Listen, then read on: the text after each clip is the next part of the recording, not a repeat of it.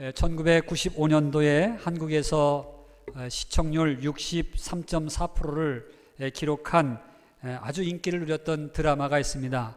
뭔지 기억하십니까? 모래시계 다 아시는군요.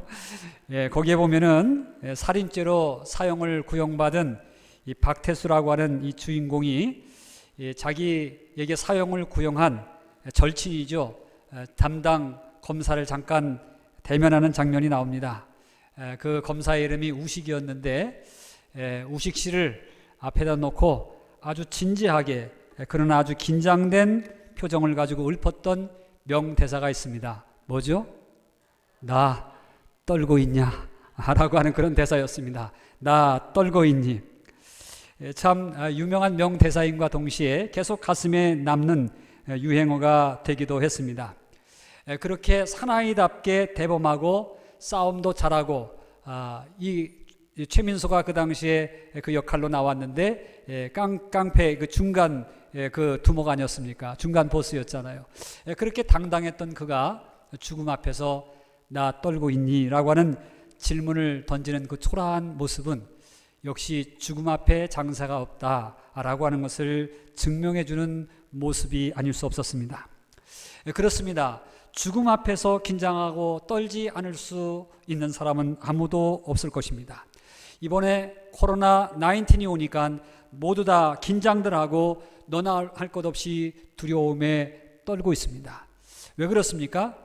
그 작은 바이러스가 내 몸속에 들어와서 나의 생명을 어택해서 내가 죽을 수도 있다고 하는 가정들이 우리 모두 안에 들어있기 때문에 그렇습니다.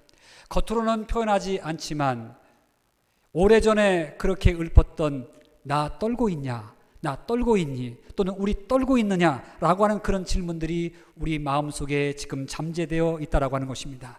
여러분의 눈빛 속에서 그런 것들이 비춰지고 있습니다. 우리 떨고 있습니다. 정말 이런 위기적인 상황 속에서 우리 모두가 긴장하고 지금 시간을 보내고 있습니다. 그러나 또 한 가지는 이렇게 위기가 닥친 이 순간, 또 죽음이 엄습해오는 이런 순간, 주변에서 비명의 소리들이 들리는 이런 상황들 속에서 우리는 어떻게 살아가야 되는가라고 하는 질문도 던지게 됩니다. 특별히 크리스찬들은 이와 같은 위기 때 어떻게 살아가는 것이 크리스찬의 삶이요, 그리고 어떻게 살아가는 것이 하나님 앞에 옳은 삶인가라고 또한 질문하지 않을 수 없는 것입니다. 그런 측면에서 오늘 위기 때 우리가 우리의 삶을 찾아가는 방법, 어떻게 우리는 하나님 앞에서 살아갈 수 있을까라고 하는 것을 우리가 본문 속에서 한번 진지하게 질문을 던지며 답을 찾아가려고 합니다. 오늘 본문에 있는 말씀은 유월절에 관한 내용입니다. 애굽에서 종살이하던 이스라엘 백성들을 구원하기 위해서 하나님은 지도자 모세를 애굽 땅에 보내십니다. 그리고 바로에게 해방, 즉 노예로부터 자유케 만들기 위해서 해방을 요청하도록 만듭니다. 그러나 바로는 그 말에 쉽게 수긍하지 않습니다. 그러자 하나님은 그 땅에 10가지의 재앙을 선포하십니다. 하나하나 재앙이 뿌려질 때마다 애굽에 살고 있는 백성들이 고통을 받습니다. 그럼에도 불구하고 바로는 꿈쩍하지 않습니다. 점점점 재앙이 심해지자 이 바로는 조금 수그러든 듯 하면서 다시 또 되돌아쳐서 반항을 하기 시작합니다.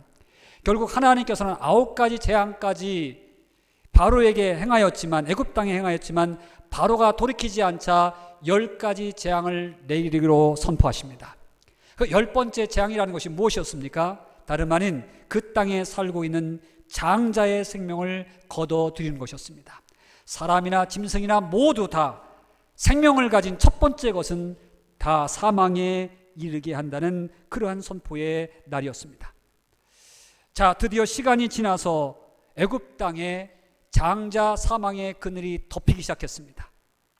사실 애굽 땅에 살고 있는 이스라엘 백성이라고 해서 예외는 아니었습니다. 그 땅에 살고 있는 모든 장자들이 다 죽음에 이르러야 하기 때문에 이스라엘 백성들의 장자들도 두려워 떨고 있지 않을 수 없었다는 것입니다.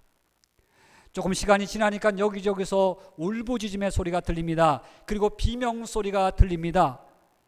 참으로 두려움이 엄습하는 순간순간의 소리들이 계속해서 애굽 땅에 퍼져나가고 있습니다.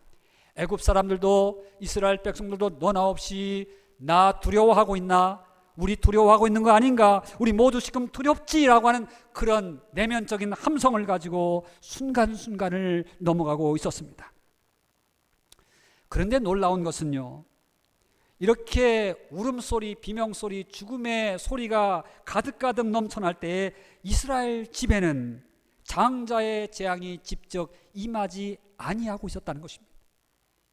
마음의 두려움은 가지고 있었지만 장자의 재앙 속에서 제외되고 있는 이런 신기한 현상들이 나타나고 있었다는 것입니다. 그 이유가 무엇일까? 그 원인은 단 한 가지였습니다. 문설주에 어린 양의 피가 묻어 있었기 때문이었다는 것입니다.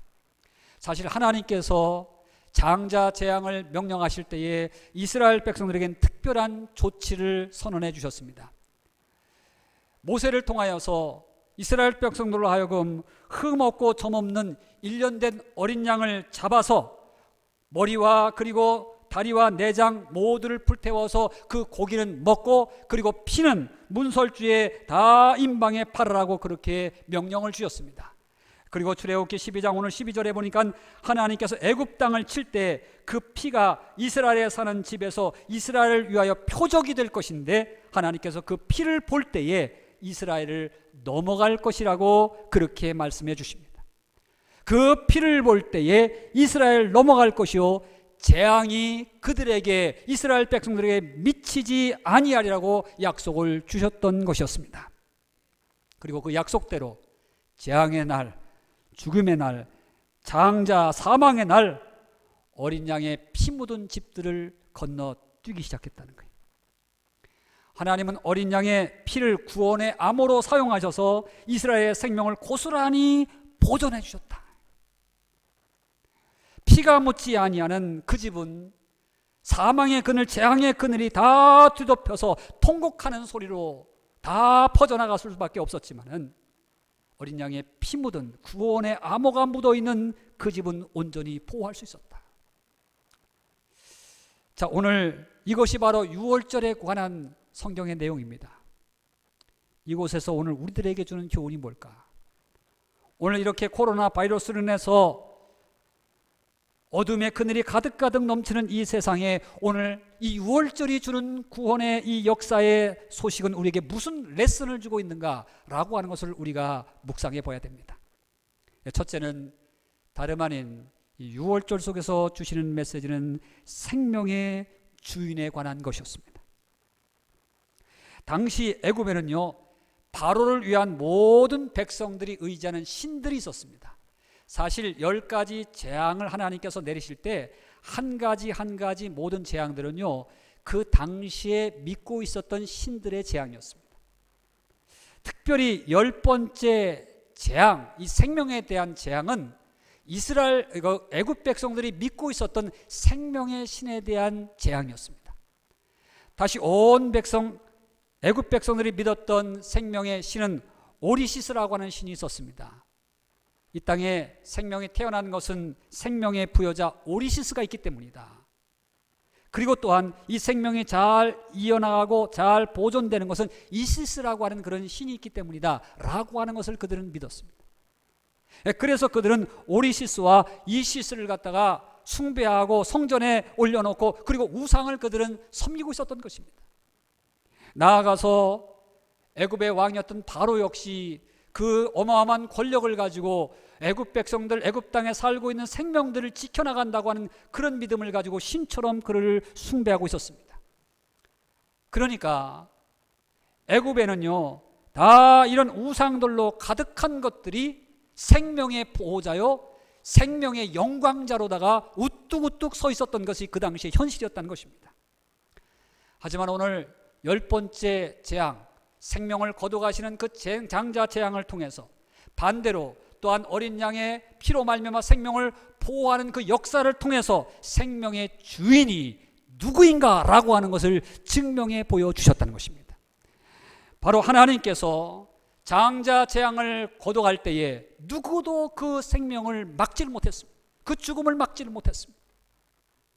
그들이 믿는 오리시스 신, 그들이 섬기고 있는 이시스라고 하는 그런 생명 보존의 신이 결코 애굽 백성들을 막지 못했다는 것입니다. 사망의 그늘을 정지시킬 수 있는 신은 애굽 땅에 아무것도 없었다라고 하는 그런 말씀입니다. 바로왕 역시 그렇게 신들 중 하나로 추앙을 받고 그리고 백성들의 생명을 지키는 자로 신처럼 여김을 받았지만은 자기 아들의 생명조차 지키지 못하는 무능력한 한 인간임이 드러내 보여지고 말았다는 것입니다. 장자 재앙 때에 자기 아들도 잃어버리고 말았습니다. 따라서 오늘 이 6월절에 있었던 이 장자 재앙을 통해서 보여줬던 것은 뭐냐 그러면 생명의 주인이 누구신가라고 하는 거예요. 생명의 주인이 누구신가? 아무리 사망의 그늘이 와도 하나님께서 살리고자 원하시면 생명이 보존될 수 있는 것이요, 아무리 살려고 바둥쳐도 하나님께서 허락하시면 죽음으로 갈 수밖에 없는 것이 이 땅의 생명이다 라고 하는 것을 증명하는 사건이었다라고 하는 것입니다. 여러분, 오늘 생명의 주인이 하나님이신 줄로 믿으시길 바랍니다. 우리가 살고 죽는 것이 우리에게 달려있는 것 같지만 그렇지 않습니다. 왜 그렇습니까? 하나님은 우리에게 생명을 만들어주신 창조주시기 때문에 그렇습니다. 하나님은 우리 창조주세요. 그리고 지금도 이 우주를 통하여서, 섭리를 통하여서 우리의 생명을 지켜가시는 분이 하나님이세요. 그런데 때때로는요, 우리가 이 창조주 하나님을 잃어버리고 마치 다른 것들이 우리의 생명을 지켜나가는 것처럼 그렇게 착각할 때가 있어요. 마치 오시리스와 이시스와 같은 그러한 신들이 우리들에게도 있어서 그 신들이 내 생명을 보존하는 것처럼 착각하고 살아갈 때가 있다는 것입니다. 예를 들자면 그런 것입니다. 빅뱅이라고 하는 과학 이론과 진화론적인 그러한 이론들이 오늘 우리의 생명의 부여자인 것처럼 이성적으로 자리 잡고 있습니다. 어린 시절부터 학교에 가서 배우는 것이 뭡니까? 창조론 배우지 않습니다. 빅뱅 이론 배웁니다. 진화 이론 배웁니다. 생명의 부여자가, 창조주가 하나님이 아닙니다. 우연히 지구의 폭발, 어떤 우주의 폭발을 향해서 생명이 태어났고 거기서 아메바 단세포가 점점점 진화되면서 그러면서 우리의 생명까지 왔다라고 하는 그런 과학적인 이론을 선포해주고 있습니다. 거기에는 우주 창조에 창조주이신 하나님의 섭리가 들어있지 않습니다. 과학이 우상화되어 있고 과학이 생명의 주인인 것처럼 그렇게 가설들이 서 있는 것입니다. 바로 그것이 오시리스와 이시스와 같은 것입니다. 여러분, 또한 이런 과학의 발달과 더불어서 의학은 어떤가요? 때때로 의학이 우리의 온전한 생명의 지킴인 것처럼 우리는 거기에 매달리려고 하는 그런 삶으로 점점 변해가고 있습니다. 옛날에는 그렇지 않습니다. 조그만 질병이 와도 우리는 무릎부터 꿇었습니다. 그런데 지금은 의사부터 찾습니다. 그게 나쁜 것은 아닙니다. 그러나 그것이 하나님을 능가할 때 우상이 되는 겁니다. 의학을 통해서, 의학을 주시고 일반 자연적인 기적과 자연적인 섭리와 자연적인 은혜를 통해서, 의학을 통해서 우리에게 섭리하신 그 하나님을 잃어버리는 거예요. 오늘 과학을 주신 그 하나님을 잃어버리는 거예요. 우리를 치료하시기 위해서 현대 과학을 만들어 주시고 그리고 그러한 의학자들을 주시고 약품을 만들 수 있는 그런 이성을 주시는 그 주체적인 그분을 잃어버리는 거예요. 그리고 우리에게 보이는 현상에 붙들려서 하나님을 멀리하고 마치 보여지는 의학이 전부 생명의 주인인 것처럼 그렇게 여기는, 다름 아닌 오시리스와 이시스와 같은 그런 우상들이 우리 안에 있지는 않는가. 그것이 내 생명을 지켜간다고 거기에 목을 매다는 거예요. 근데 사실은 의학이 엄청난 우리에게 도움을 줍니다. 그런데 그 하나님의 섭리를, 그 하나님의 내면적인 역사를 생각지 아니하고 살아가는 우리들이 크게 착각하는 게 있습니다. 우리는 의학이 우리의 생명을 결코 보장할 수는 없다는 것입니다. 제가 이번에 바이러스에 관한 것을 자꾸만 연구하게 되는 것 같아요. 이제 다음 주에는 이 바이러스에 대한 연구를 여러분에게 좀 말씀하면서 이 바이러스에 대한 그런 것과 우리 말씀을 한번 연결시켜서 제가 지금 준비하고 있어요. 근데 사실은요, 우리 인류의 의학과 과학이 지금 바이러스를 이길 수 있는가 없는가? 그럼 어떨 것 같습니까? 이 바이러스라는 놈을 갖다가 우리가 다 잡고 이제는 이 지구상에서 바이러스는 더 이상 존재하지 않게끔 우리의 의학과 과학이 승리할 수 있다. 그 확신이 있는가? 지금 과학자들이 말하는 것, 의학자들이 말하는 건 없다예요. 왜냐하면 이 바이러스를 갖다가 잡으려고 막 과학 의학이 연구가 돼가지고 딱 잡아놓으면 그 다음에 변종 바이러스가 나타난다는 거예요. 우리가 항생제를 써가지고 다 죽여놓으면 거기서 또 다른 변종 바이러스가 생겨 더 강하게 역사를 한다는 거예요. 그래서 지금 항생제를 쓰지 말자 이런 이론들까지 나타나고 있다는 겁니다. 그러니까 점점점 이 바이러스라는 놈은 계속해서 변종의 모습을 가지고 우리를 어택하기 때문에 이게 코로나 19이 끝나면 그 다음에 어떤 바이러스가 또 나타날지 모른다는 겁니다. 여러분, 오늘 우리들은요 순간순간 죽음 앞에 놓여져 있어요. 우리는 이게 코로나 19뿐이 아니라 그냥 감기 바이러스도 제대로 이겨나가지 못합니다. 의학이 그것을 잡아나가지 못합니다. 이 트럼프 대통령이 이미 발표했습니다만 작년도에 감기로 다 죽은 사람이 얼마나 된다고 합니까? 감기로 다 독감으로 죽은 사람이 37,000명이라는 거, 미국 땅에. 그러니까 감기 하나 바이러스도 제대로 잡지 못하면서 살아가는데 오늘 우리들은요 보이는 의학에만 우리의 생명이 온전히 지켜줄 줄 알고 목매달 때가 있다는 겁니다. 여러분, 우리는 생명의 지킴에는요 보이는 의학이 아니라 그 배후에 역사하시는 하나님의 섭리가 있어야 될 줄로 믿습니다. 생명의 주인 되신 분이 하나님이라는 것을 오늘 이 10번째 재앙을 통해서 보여주고 있는 것입니다. 또 어떤 사람들은요 이 물질, 돈을 오시리스와 이시스와 같은 것으로 여기고 살아갑니다. 그것이 내 생명을 보호하는 것으로 그렇게 여기기 때문에 어떻게 하든지 돈을 모으려고 해요. 어떻게 하든지 돈을 벌어서 저장해 놓으려고 합니다. 그래서 그냥 죽기 살기로다가 돈을 갖다가 벌려고 하다가 그만 죽어버려요. 죽기 살기로 하다가 죽어버려요. 그게 나를 보호해 줄 것 같지만 그렇죠. 우리가 부자 영감의 비유가 나오지 않습니까? 그냥 열심히 농사를 지어가지고 창고에 가득가득 채워놓고 야 이거 정도면 2년 먹을지 3년 먹을지 준비해놨으니까 이제는 조금 편안히 누워서 먹고 자고 그리고 여행도 하고 놀러도 가고 좀 그렇게 스케줄을 잡자 그랬는데 그날 저녁 때 죽음의 천사가 와서 내 영혼을 오늘 밤 데려가겠다. 그 영혼을 불러대니까 그렇게 쌓아놓던 물질 재산 다 창고에 놔놓고 그리고 생명이 걷어가지더라는 겁니다. 여러분, 그 금반지가, 그 보석이, 그 물질이, 그 창고에 쌓아놨던 그 물질이 우리의 생명을 보호하느냐? 그렇지 않아요. 그럼에도 불구하고 어리석은 인생들은요 그것이 나의 생명을 온전히 지켜줄 줄 알고 거기에 목을 매달아요. 물론 어느 정도 우리가 물질을 붙들고 잘 저축하고 잘 이용하며 사는 건 중요합니다. 그러나 그것이 생명의 주인인 것처럼 하나님을 대체하면 우상이 되어버리고 만다는 겁니다. 심지어는 요즘에는 음식이 그냥 운동이 거기에 목을 맵니다. 운동하려고 주일 예배도 안 지켜. 그 음식 먹으려고 좋은 음식 먹고 보약 있다고 그러니까 그거 먹으려고 주일날도 안 지켜. 예배도 안 드려요. 여러분들 여가 생활이 우리의 주인이 돼가고 있어요. 여가 생활 지키면 그것이 우리의 행복을 줄 줄 알고 그것이 점점 하나님과 멀어지는 신앙의 어떤 갭을 주는 근원이 되고 있어요.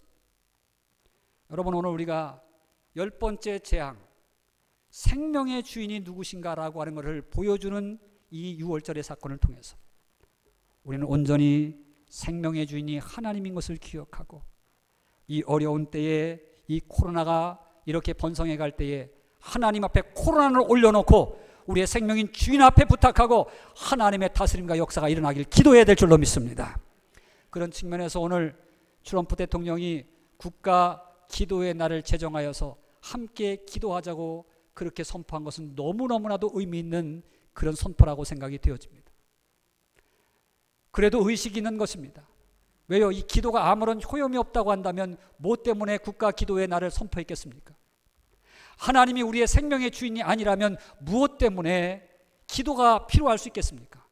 그런데 그래도 고백이 있는 겁니다. 하나님이 우리의 생명의 주인이시요 보호자라고 하는 이 믿음이 있기 때문에, 이 신앙이 있기 때문에 트럼프가 오늘 이렇게 기도의 날로 선포했어요. 미국의 역사를 보면 위기 때마다 국가 기도의 날을 선포했고, 그리고 국가 기도의 날을 통해서 놀라운 기적의 역사들이 많이 드리워졌던 것을 역사 속에 남겨있다가 합니다. 사랑하는 성도 여러분, 오늘 생명의 주인 앞에 우리가 기도하고 아릴 때에 하나님께서 반드시 우리의 기도 가운데 역사할 줄로 믿으시기 바랍니다. 우리가 금요일 날도 그렇게 말씀을 드렸습니다만 코로나 19을 뒤집어서 시편 91편 19를 갖다가 91로 거기 나와서 보면은 시편 91편 2절로 3절에 그렇게 말씀해 주셨습니다. 내가 여호와를 가르쳐 말하기를 저는 나의 피난처요 나의 요새요 나의 의뢰하는 하나님이라 하리니 이는 저가 너를 새 사냥꾼의 올무에서와 극한 전염병에서 건지시겠노라. 아멘. 예, 그렇습니다. 하나님께서 건지시면 건져지는 겁니다. 아무리 세계적으로 번져가는 바이러스라 할지라도 하나님께서 막아주시면 막아줄 줄로 믿으시기 바랍니다. 어떤 사람에게 지혜를 주시고 어떤 사람에게 바이러스를 이길 수 있는 그런 의학을 발견하게 만드시고 하나님께서 역사하셔서 지혜를 주셔서 바이러스를 퇴쳐나갈 수 있도록 하나님 역사하실 수 있어요. 또한 하나님께서 이 자연적인 바람을 통해서든지 공기를 통해서든지 어떤 방법을 통해서 기적적인 방법을 통해서도 퇴치시킬 수 있는 줄로 믿으시길 바랍니다. 오늘 그런 믿음을 가지고 우린 예배 드리는 겁니다. 오늘 이 예배 드리고 함께 기도할 때에 하나님 우리 예배하는 공동체 또 오늘 이렇게 영상으로 예배 드리는 그 앉은 자리에서 예배 드리는 우리 성도들 삶과 기도 위에 반드시 역사할 줄로 믿으시길 바랍니다. 생명의 주인 되신 하나님 오늘 붙들고 기도하는 겁니다. 그것이 바로 오늘날 우리에게 주시는 유월절의 교훈입니다. 또 한 가지 본문을 통해서 주시는 두 번째 의미는 다름 아닌 대속에 관한 것입니다. 오늘 애굽의 재앙 속에서 유일하게 죽음을 피할 수 있는 방법 중 하나는 어린 양의 피를 문설주에 바르는 것이라고 했습니다. 자, 그러면 왜 하나님께서 여러 가지 방법 중에 하나인 어린 양의 피를 문설주에 바르는 그 방법을 택할 수밖에 없었을까라고 하는 것입니다. 그것은 상징적인 의미로 교육하기 위하심이었습니다. 그 상징적인 의미라고 하는 게 뭘까라고 하면 다름 아닌 대속이라고 하는 것이었습니다. 대속은 누군가의 죽음을 대신해서 누군가가 죽는 겁니다. 즉 나의 죽을 생명을 대신해서 누군가가 대신 죽어주는 것을 대속의 죽음이라고 말합니다. 자, 이스라엘 백성들이 애굽 땅에 살았고 또 이스라엘 백성들 역시 애굽 사람들과 같이 똑같은 죄인들입니다. 이스라엘 백성들이 그 당시 하나님을 잘 섬겼느냐? 그렇지 않습니다. 그들도 노예살이하면서 비슷하게 애굽의 신들을 쫓아가고 있었고 그들도 비슷하게 애굽 사람들처럼 다 죄를 범하고 살았던 사람들입니다. 그들도 미워하고 그들도 거짓말하고 그들도 싸우고 그들도 시기 질투하고 그들도 간음하고 음행하고 다 그러면서 살았던 백성들이에요. 사실 이스라엘 백성들하고 다 정결한 백성들은 아닙니다. 이스라엘 백성들도 이 사망의 그늘이 드려질 때 다 죽을 수밖에 없는 죄인들이었다는 것입니다. 그런데 하나님께서 그 이스라엘 백성들을 구하기 위해서 지금 뭐 했다는 겁니까? 대신 어린 양을 잡아 죽였다는 거예요. 이스라엘의 피를 흘려야 했던 그 피를 대신해서 어린 양의 피로 대체하는 그 방법을 하나님께서 택해 놓으셨다는 것입니다. 그것을 통해서 이스라엘 백성들로 하여금 오늘 하나님을 믿는 사람들로 하여금 무엇을 개념 잡게 만드셨는가라고 하면 다름 아닌 나 대신 죽는 죽음을 통해서 내 생명이 살 수 있구나 라고 하는 것을 깨닫게 만드셨다는 겁니다. 여러분 이것은 어디로 연결이 됩니까? 장차 오실 예수님으로 연결이 되는 것입니다. 따라서 어린 양은 예수님을 예표하는 예표의 그림자였습니다. 그래서 신약시대 때 예수님께서 오셨을 때에 영안의 눈이 활짝 밝아가지고 단지 표면만이 아니라 영적인 세계, 내면의 세계, 그리고 미래를 바라볼 수 있었던 세례 요한은 그렇게 요한복음 1장 29절에 외쳤습니다. 예수께서 자기에게 나오심을 보고 가로되 보라 세상 죄를 지고 가는 하나님의 어린 양이로다. 왜 화면이 안 뜨는지 모르겠어요. 보라 세상 죄를 지고 가는 하나님의 어린 양이로다. 고린도전서 5장 7절에 사도 바울은 그렇게 말합니다. 우리의 유월절 양 곧 그리스도께서 희생이 되셨느니라. 즉 유월절 어린 양을 지금 누구라고 분명하게 선언하고 있습니까? 예수 그리스도가 유월절 어린 양이었다는 것. 유월절 어린 양은 대속의 죽음을 죽으실 예수 그리스도를 예표해주고 있다라고 하는 것을 분명하게 선언해주고 있다는 것입니다. 예수님은 점과 흠이 없으신 분이십니다. 유월절 어린 양을 보면 그 양을 잡을 때에 점 있는 것은 안 됐습니다. 흠 있는 것은 아니었습니다. 점이라고 하는 것은요 태어날 때부터 생겨난 점입니다. 그러니까 유전적으로 내려온 흔적이 점이라고 하는 거예요. 흠이라고 하는 건 뭡니까? 살아가면서 세월 속에서 묻은 상처의 흔적입니다. 어린 양을 잡을 때는요, 태어나면서부터 점이 있거나 또는 태어난 이후에 상처를 받은 그러한 흠이 있는 어린 양은 잡을 수가 없는 겁니다.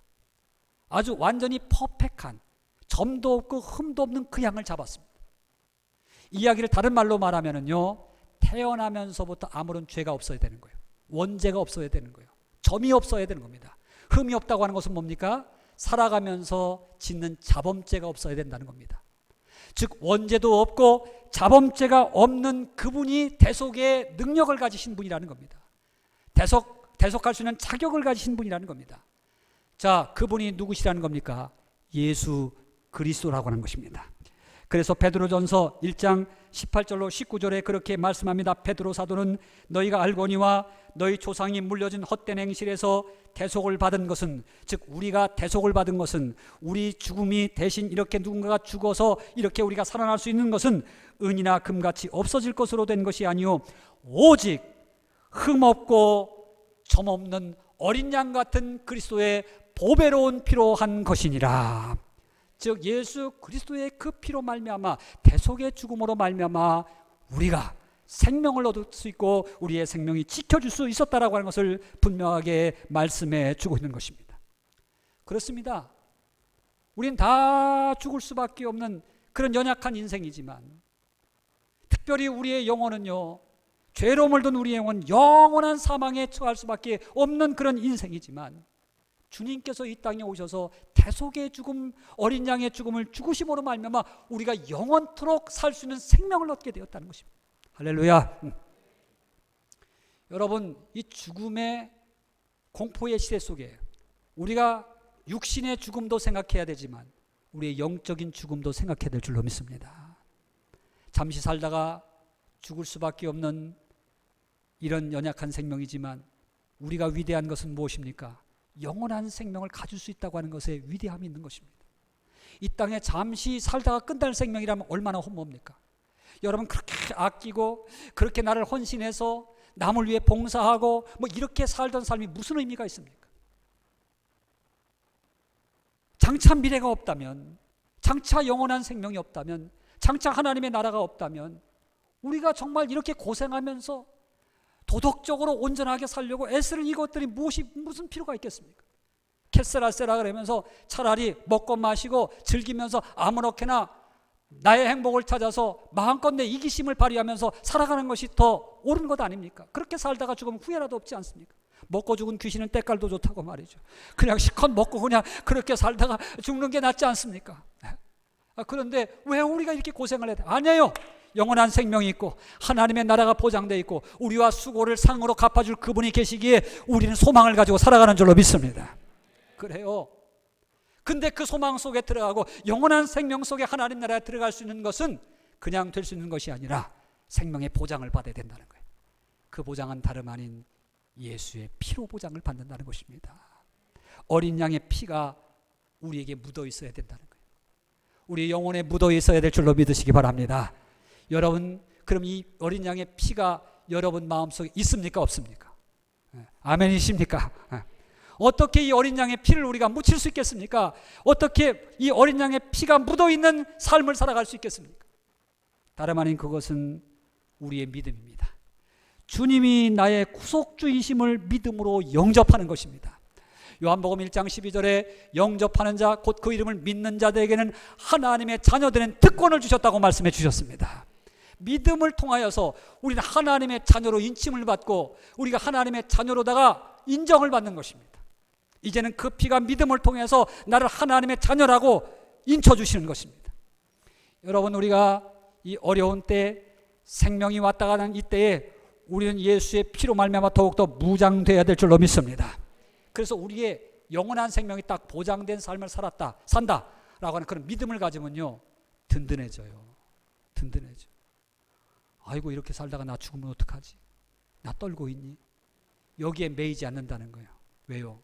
어차피 우리 인생은 한 번 왔다 한 번 가는 거예요.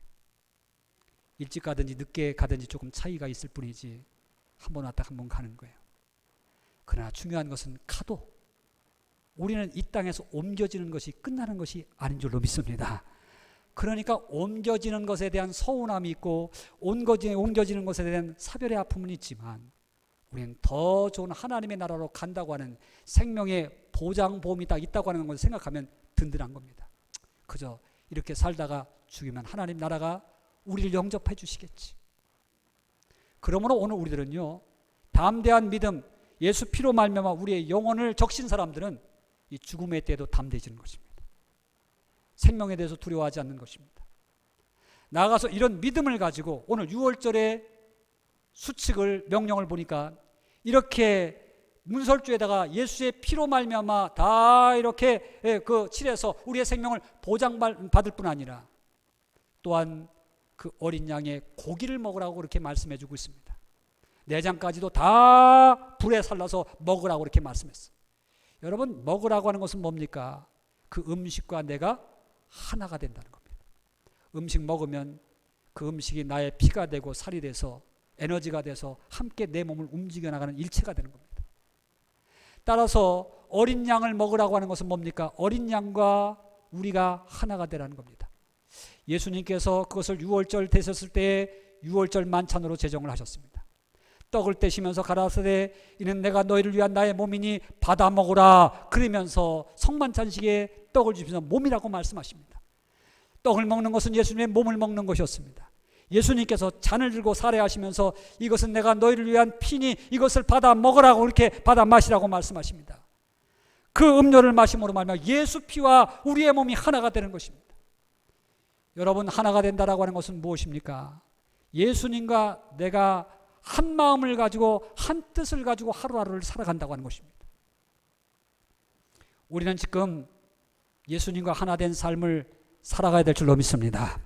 그러면 예수님 그 피가 내 안에 들어오고 그 예수님의 육신이 내 안에 들어오는 그 모든 것들은 믿음으로 이루어지는데 그 예수님이 하나가 내 안에 된다고 하는 것은 무엇과 하나가 되는 겁니까? 예수님과 하나가 된다고 하는 것은 말씀과 하나가 되는 겁니다.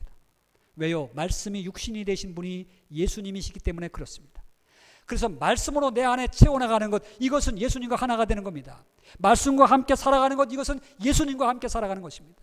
말씀에 순종하며 살아가는 것은 예수님의 본을 따라 살아가는 것입니다. 그래서 예수님께서 살아가는 그 모습은 무엇입니까? 우리를 위해서 당신의 생명을 내주었듯이 우리도 다른 사람의 생명을 위해서 우리의 생명을 헌신하면서 살아가는 것이 예수의 삶입니다.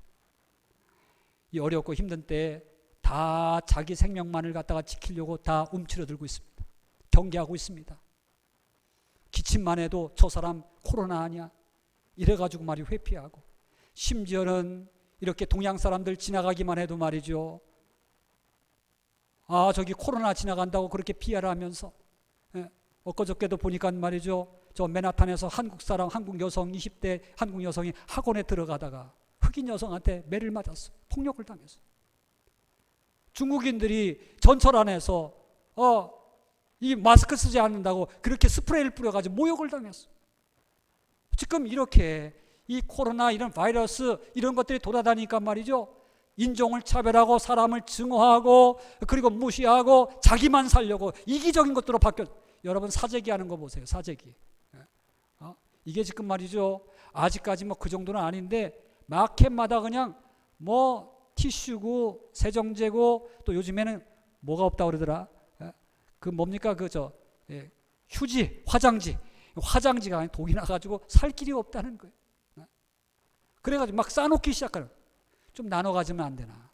여러분, 우리 교인들은요 사재기 하지 마시기를 부탁합니다. 음식도 너무 많이 사지 마세요. 일용할 양식을 구하면 될 줄로 믿습니다.